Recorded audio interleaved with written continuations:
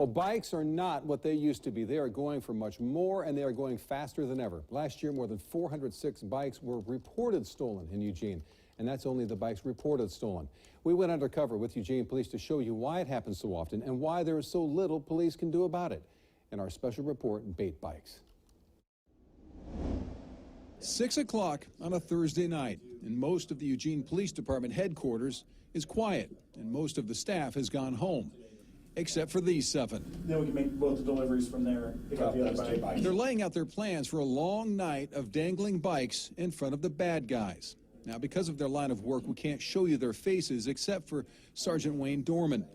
After discussing locations to plant the bait bikes and reviewing what's needed for a solid, clean case, they move their office into their cars for the next 5 hours. In service, badge 118. I'll be on channel 4. Sergeant Dorman says the bike theft problem is worse than most would know. Oh, it's rampant. And why are they stolen? You know, a lot of them for transportation, a lot of them for money. Drugs fuel quite a bit of it. And bikes on the street are a bargain. You know, you may have a $600-700 bike, and they'll sell them on the street for $50 or $100 and be happy to do it. He says stopping it has become a huge challenge because the consequences are light and proving a case is difficult. Investigators must prove the person riding a stolen bike either stole it or knew it was stolen. Another challenge, those stolen bikes are quickly traded, hard to recognize as parts are swapped, reducing the bike's value, creating yet another problem. Bikes worth less than $1,000 are a misdemeanor. So police created the Bait Bike program.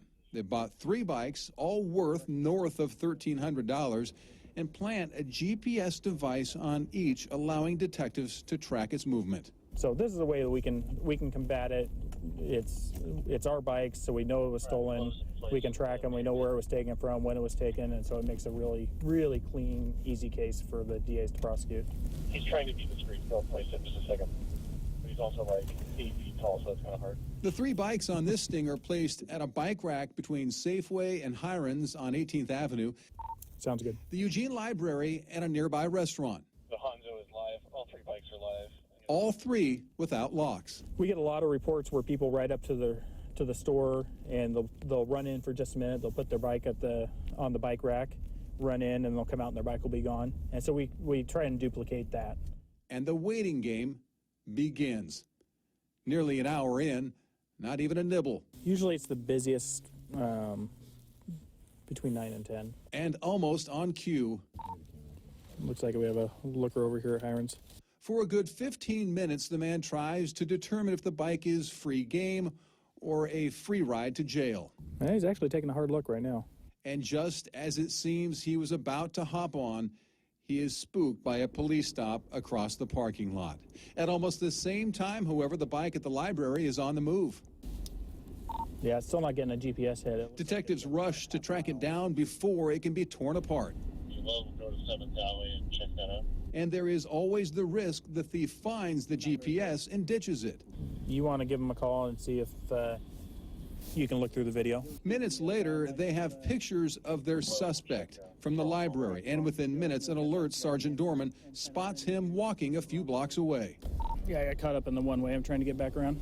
A nervous suspect knows he's being watched and dips into a store while the team moves in. I'll walk up with you, Dean. I'm about a block to the east right now. I'll come up on foot. I'm in trouble, and I don't want to be. Well, it's the gray pants.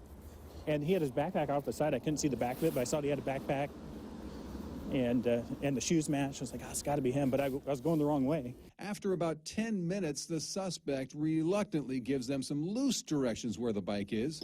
Police department.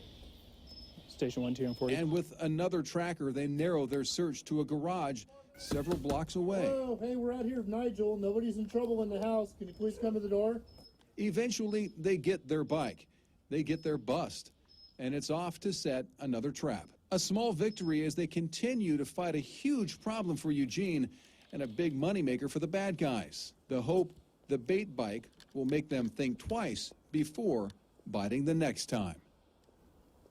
All right, now something very interesting happened during our story. The GPS device on the bike taken from the library wasn't working, and police had no way to track it. Detectives, as you saw, quickly got video from the library showing the man take the bike. Then, as we showed you, They manually searched for and found him on the streets, all within minutes. And by the way, the GPS device has been sent back and a new one has been sent back to Eugene police.